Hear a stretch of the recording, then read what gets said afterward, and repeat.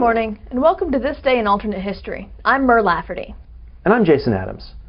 Today is July 18th, 2007, and on this day in 1953, Elvis Presley, a truck driver from Tupelo, Mississippi, walked into Sun Records in Memphis, Tennessee, and made his first ever recording.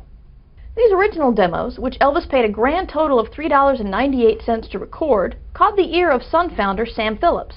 Phillips had been looking for a musician who could successfully combine the blues and boogie-woogie with gospel and country, and he called the young Elvis back into the studio to make more records. This new sound caught on, in a big way. The youth of America had never heard music like this before, and when Elvis began to tour, they flocked to see him. At first, they came in the hundreds, but soon there were thousands, some say hundreds of thousands, of screaming teenagers at every Elvis show.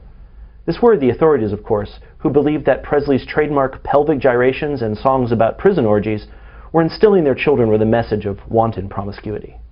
A cabal of politicians, businessmen, and church leaders decided there was only one way to save the morality of the nation's teens, and in 1957 they ensured that Elvis was drafted into the Army. However, there was one major flaw in this plan. There weren't any wars going on at the time. In 1960, a still very much alive Elvis returned to the States and moved into his new Memphis mansion, Graceland. There, while eating a fried peanut butter, banana, and bacon sandwich, Elvis had his first vision. In this vision, as reported by Presley's manager, Cardinal Tom Parker, God told Elvis that he was destined to lead the human race out of darkness and fear and into a glorious utopia of free love, sequins, and amphetamines for all. Thus began the Church of Elvis. His followers were originally concentrated mostly in the South, but after NBC televised the 1968 revival special, the new religion gained converts nationwide.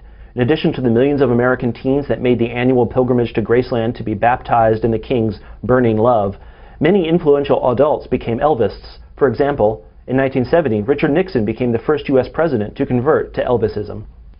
In August 1977, the throngs gathered at Graceland heard what would be the King's final sermon to the people of Earth.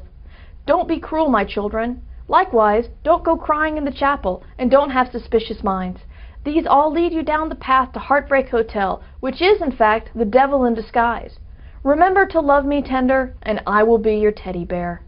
And with those beautiful and enigmatic words, Elvis ascended into heaven. Today, the C of E remains stronger than ever.